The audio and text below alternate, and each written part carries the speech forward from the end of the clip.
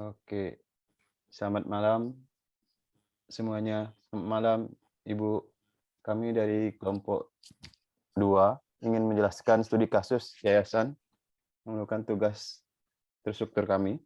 Kelompok 2 terdiri dari saya, Alfikri, ada Arya Yuda Oktavianto, Ocha Derpa Aprianti, dan Sandi Bagus Adi Saputro.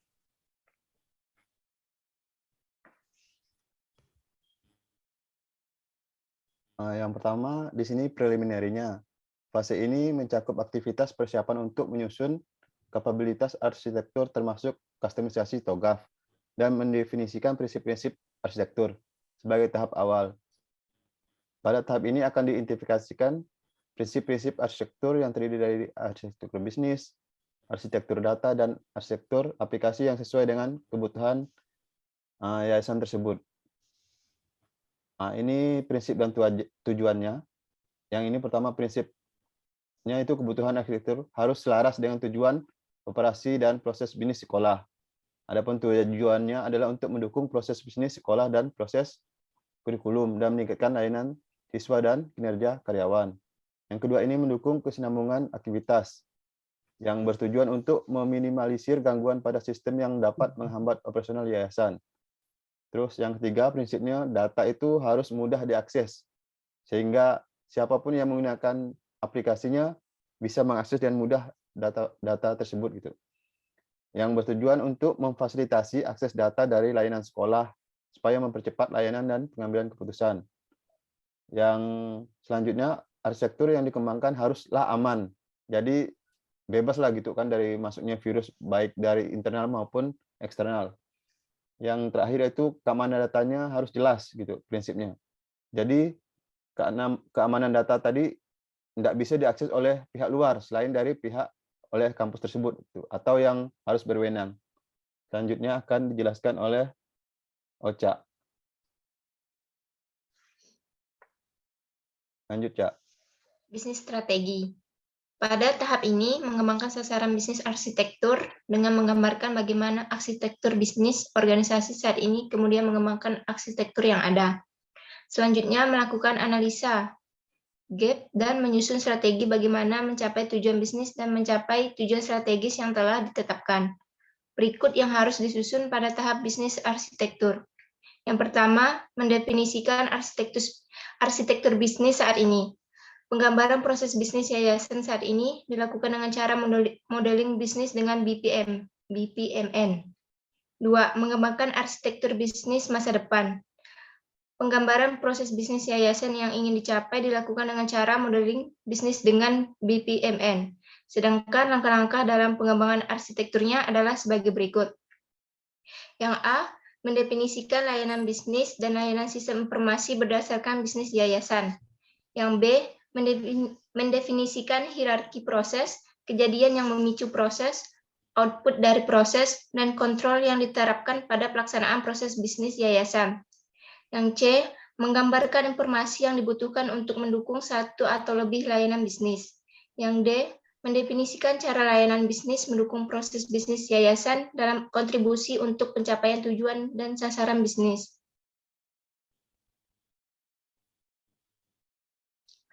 Arsitektur rekrutmen. Rekrutmen bertujuan untuk menyediakan proses pengelolaan kebutuhan arsitektur sepanjang fase pada siklus ADM. 1. Melakukan identifikasi bisnis inti yayasan. Identifikasi bisnis dilakukan dengan menggunakan metode value chain analisis dan wawancara pada penjabatan struktural yayasan. Kedua, melakukan identifikasi isu yayasan. Identifikasi isu yayasan dilakukan dengan cara observasi dan wawancara pada pejabat struktural yayasan. Yang ketiga, membuat konsep solusi. Konsep solusi dibuat dengan membuat konsep bisnis dan konsep solusi sistem informasi berdasarkan isu yayasan saat ini.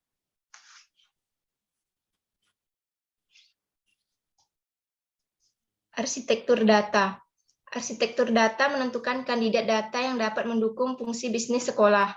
Arsitektur data menjadikan landasan untuk membangun pada arsitektur aplikasi karena kualitas data merupakan komponen utama dalam pembuatan EAP. Data flow diagram. Data flow diagram adalah suatu model untuk menggambarkan dari mana asal data akan disimpan, proses apa yang menghasilkan data tersebut, dan interaksi antara data tersimpan dengan proses. Selanjutnya akan dibacakan oleh Arya Yuda. Selanjutnya untuk konteks diagram, yang pertama itu dari gambarnya dari siswa itu terdiri dari data siswa. Ya, yang kedua untuk adminnya terdiri dari data mapel, data guru, data kelas, dan data wali murid.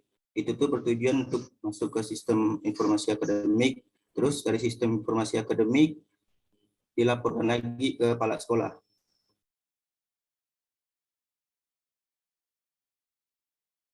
Untuk selanjutnya DFD level 0. Yang pertama dari adminnya dulu. Yang pertama itu dari pengolahan data guru, yang kedua dari pengolahan data mapel, yang ketiga dari pengolahan data wali murid, yang keempat pengolahan data kelas, yang kelima pengolahan data admin. Jadi untuk data guru itu tuh akan data gurunya masuk ke bagian yang keenam, yaitu mengajar. Yang kedua dari data mapelnya juga masuk ke 6 juga untuk mengajar. Dan dari data mapel itu tuh masuk ke KRS juga untuk mata pelajarannya. Terus dari data wali murid itu masuk ke 8 untuk pengolahan data siswa. Dan data kelas juga masuk ke pengolahan data siswa. Dari pengolahan data siswa itu masuk ke nomor 7 untuk KRS. Setelah itu untuk pengolahan laporan akan itu menuju ke kepala sekolah. DFD level 1. Yang pertama dari guru. Guru untuk pengolahan datanya langsung melaporkan ke kepala sekolah. Yang kedua untuk mapel juga sama, pengolahan datanya mapel langsung melaporkan ke kepala sekolah. Untuk siswa juga pengolahan datanya langsung dilaporkan ke kepala sekolah. Untuk wali murid, kelas, dan mengajar itu juga akan dilaporkan ke kepala sekolah.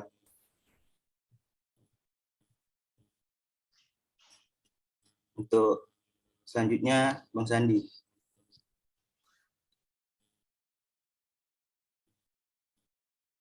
Selanjutnya di sini terdapat beberapa entitas data, yaitu yang pertama adalah dari entitas data siswa.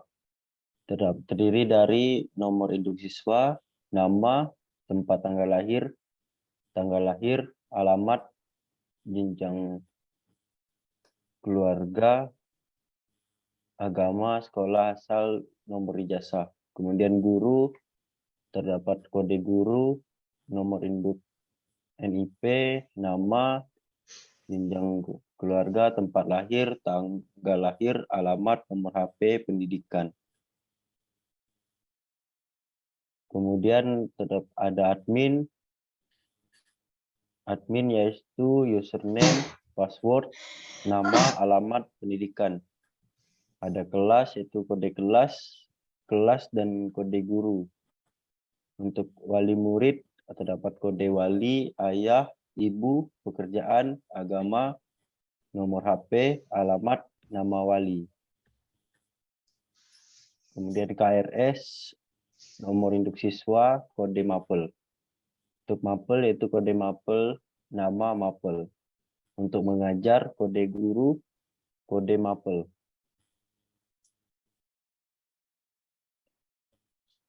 Untuk Entity Relationship Diagram atau IRD. Di sini terdapat berbagai macam tadi yang sudah dari entry-nya, yaitu guru, mapel, siswa, kelas, wali murid, dan admin. Di sini admin tersendiri karena mencakupi seluruhnya. Untuk semuanya akan tersambung karena memiliki kesamaan untuk sehingga dapat tersambung. Untuk relasi antar tabel dapat kita lihat dari sini yaitu ada KRS, menuju ke mapel, dari kelas dulu, habis itu guru untuk mengajar. Dari setiap ini terdapat satu kode untuk saling menghubungkan, seperti contohnya kelas di sini ada kode kelas akan tersambung ke guru, ada kode guru. Nah, kemudian di kelas ini terdapat juga ada kode guru, jadi mereka saling tersambung. Misalnya siswa di sini ada kode guru, kode kelas. Lanjut. Untuk informasi sistem service arsitektur aplikasi bertujuan untuk menentukan jenis aplikasi yang dibutuhkan untuk mengelola data guna mendukung fungsi bisnis yayasan. Aplikasi yang dibangun juga harus menyediakan informasi yang dibutuhkan dalam menjalankan aplikasi tersebut.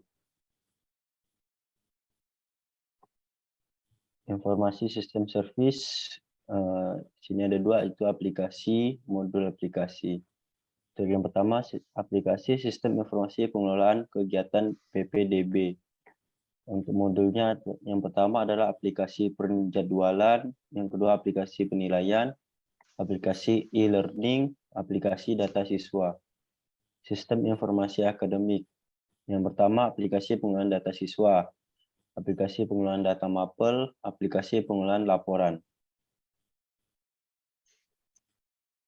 Sistem informasi kesiswaan, aplikasi pelanggaran, aplikasi beasiswa, aplikasi prestasi, aplikasi konseling, aplikasi evaluasi kesiswaan, aplikasi ekstrakurikuler, aplikasi tata tertib.